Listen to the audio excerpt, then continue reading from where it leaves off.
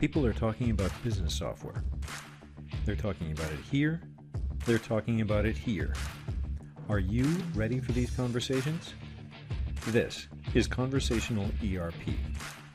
The goal of our course is to give you the professional vocabulary that you need to participate in and contribute to these business conversations. Let's begin. Lesson 5. Where is the ROI for ERP?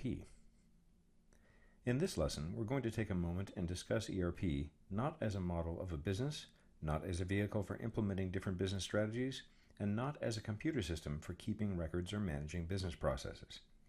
In this lesson, we're going to talk about ERP as an investment. Obviously, if a business buys and implements an ERP system, it's making an investment, and sometimes a significant investment at that. So the one question that business people will always ask is, where is the return on this investment going to come from? We've established that an ERP system is simply a model of a business. So any ROI from ERP can only come from an ROI arising from a change to the model of that business. In my opinion, this is actually one of the most exciting parts of working with ERP. You can propose changes to the way a business actually runs, and you can quantify the estimated financial effects of those changes. These are some of the most powerful conversations you can have in business, particularly when you're conversing with C-level executives. Now, you might be thinking, I'm not really a finance type of person, or I don't really understand all these different financial measurements that people use to manage their business. If that's the case, don't worry. Everything you need to know about finding ROI in a business can be summed up by a simple phrase which comes directly from the movies. If you've ever seen a buddy cop movie, by which I mean any buddy cop movie ever made, there's always a moment when the movie detectives are trying to find the master criminal. And the logic that the detectives use to identify the master criminal is the same logic you should use to identify ROI. It's one simple phrase: follow the money. Here again is our ERP, our model of a working business that we developed way back in Lesson 1. Now, this is a business, so there's a lot going on here. As you might imagine, there could be dozens of little business processes running inside each of these boxes. If we over-focus on every little detail, we risk getting lost in the dozens of possibilities for incremental performance improvements or money-saving opportunities that the ERP can provide. But we're not looking for small-time incremental savings. We're looking for big-time, big-money ROI. So let's apply the buddy cop movie rule and follow the money. If you're looking for the big money items in a business, they're all right there on your financial statements: revenues, costs, short-term assets and liabilities, long-term assets and liabilities. Now, some of these items, like the long-term mortgage on your building, can't really be influenced with an ERP system, but some of these items can be influenced. I'm going to suggest that there are 4 big-ticket areas in business that can quickly and directly be influenced by implementing an ERP system. The first 3 are purchasing spend, inventory investment, and accounts receivable. Let's start with purchasing spend. Why is this an example of follow the money? Because an average business spends a huge percentage of its revenue with suppliers. You have to buy materials in order to make and sell a finished product. Let's do the math. Even a modest $250 million business can reasonably expect to spend, say, $160 million a year on materials, or so-called trade spend. That's $160 million, which is a huge sum of money for us to follow, and we've entrusted it to the people in the purchasing department in the hopes that they'll spend it wisely. But what if that spending isn't under control? What if the purchasing department isn't spending wisely? What if they're paying too much for our materials? The potential ROI here is millions. Let's do a quiz. If I asked you, how can we properly control our purchasing spend, would you say, A, we could just pay list price for everything and not bother shopping around for the best price? B, we could not negotiate long-term contracts with better prices? C, we could pay a premium for products because we always place our purchase orders at the last minute? Or D, we could use the ERP system to control our purchasing? And the answer is D. Let's use the ERP system. Obviously, right? But you'd be amazed at how many times the answer is A or B or C. Purchasing people are only human, and sometimes they make bad decisions, or the best decisions they can under bad conditions like time pressure. So sometimes they absolutely pay list price instead of taking time to solicit bids from multiple vendors. And sometimes they absolutely miss opportunities to negotiate long-term contracts for better prices. And yes, sometimes they absolutely are forced to pay extra for rush orders because they have to buy something on an expedited basis. This stuff happens all the time, and a lot of it is absolutely preventable. A good ERP system will help the purchasing department identify savings opportunities by calling out items with single suppliers or items without current purchase contracts. And the system will help prevent those expensive premium rush orders through proper purchase planning. Let's look at our second big ticket ROI area, inventory. We talked about the importance of inventory back in Lesson 2, but let's look at it now as an ROI opportunity. Let's do the math on inventory. If you're running that $250 million business, spending that $160 million a year on materials, then it's completely reasonable that you'll have, say, $15 million in your inventory at any given time. Now the question is, do you actually need all that inventory? Do your people ever buy too much?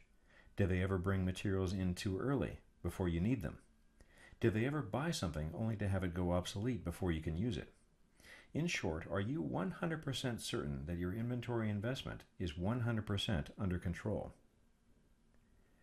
What if you could run the same book of business, but with less inventory? What if you could, to use industry terminology, make your inventory turn faster? Again, the potential ROI here is millions of dollars. Let's do a quiz. If I asked you, how can we control our inventory investment, would you say, A, we could buy in huge volumes in order to get a volume discount. So what if there's too much inventory? At least it was cheap. B, we could bring material in way before we need it, because that's easier. C, we could just write off obsolete items as soon as we find them, or just as soon as we buy them. Or D, we could use the ERP system to control our inventory. And the answer is D. Let's use the ERP system. And you're probably thinking to yourself, who would possibly answer A, B, or C?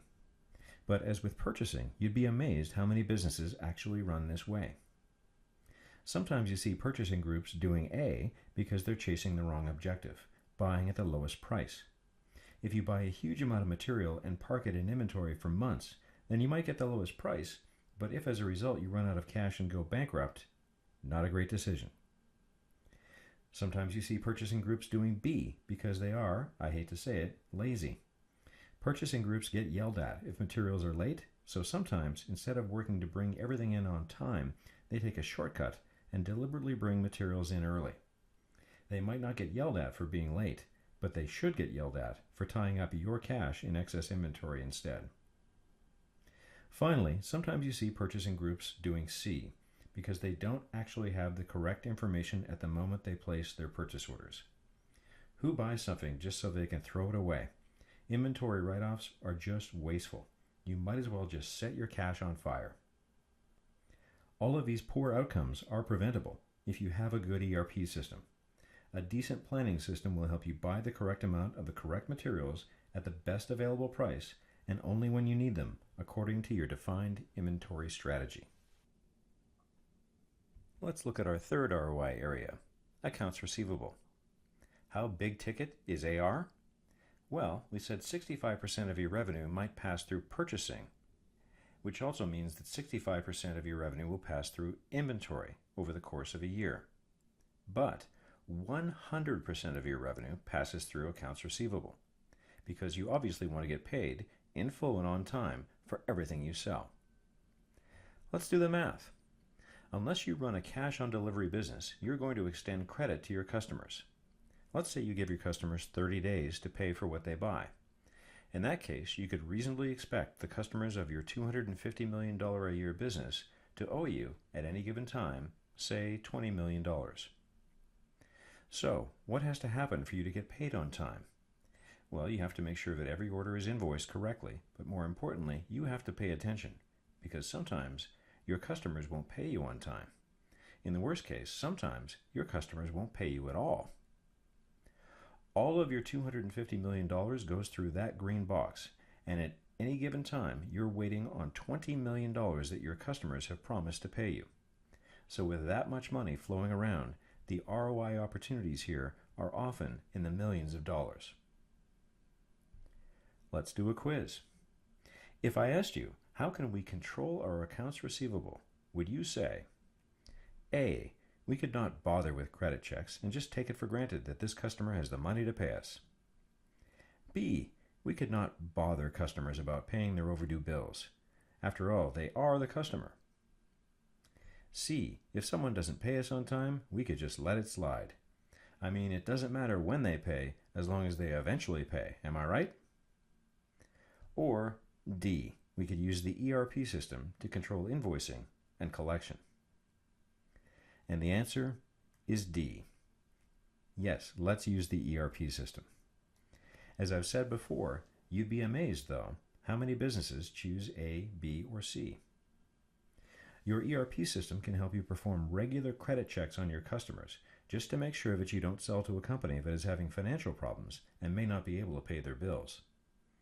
And your ERP can help you instantly identify and chase down any payment that's even one day late so that you can collect everything you're owed in full and on time.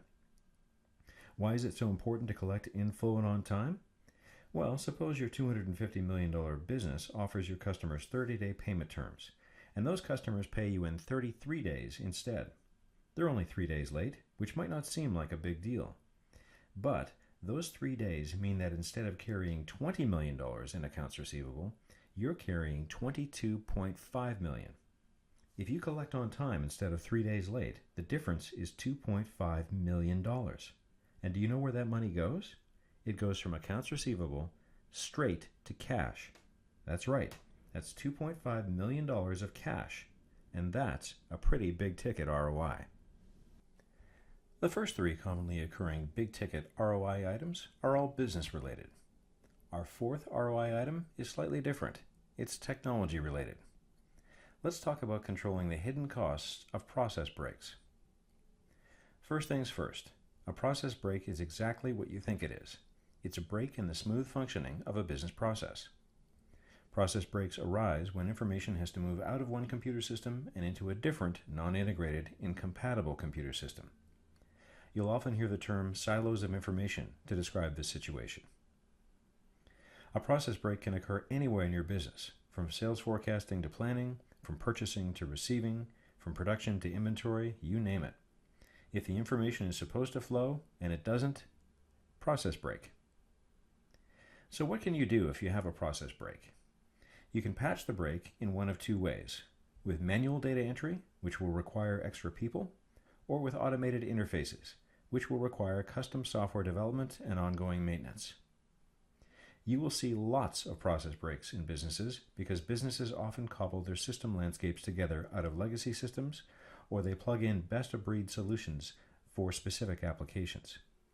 Whatever their cause, process breaks are expensive. You can estimate the extra cost by looking at the extra clerical people costs and the extra software interface costs. These two costs together can run into the hundreds of thousands of dollars. Let's do a quiz.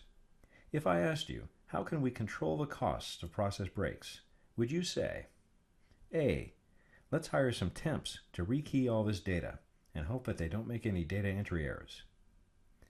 B, let's hire some coders to write interfaces to bridge the break and hope that they don't make any programming errors? C, let's buy a non-integrated ERP system so that we can guarantee ourselves a future filled with process breaks and that we'll have to replace in a few years when we come to our senses. Or D, we could use the ERP system to integrate our entire business. And the answer is D. Let's use the ERP system. I mean, that's what an ERP system is for. Let's wrap up this lesson. In summary, there are 4 common big-ticket ROI opportunities normally associated with buying and implementing an ERP system. You can find these opportunities by looking at a model of the business and following the money. They are negotiating better purchasing spend to reduce our materials costs, improving inventory turns to free up cash tied up in inventory, collecting accounts receivable in full and on time to free up cash tied up in accounts receivable, and eliminating the hidden costs of business process breaks, including extra people and extra interface costs. By the way, these are just the top 4 ROI opportunities that commonly occur in ERP projects. Please remember that there are still dozens of little business processes running inside each part of our business model, and they can all generate ROI opportunities too. In fact, SAP Value Engineering maintains a database of over 1,900 key performance indicators related to ERP-based ROI. We wish you every success in your conversations about the ROI of ERP. Thanks very much for watching. This concludes Lesson 5.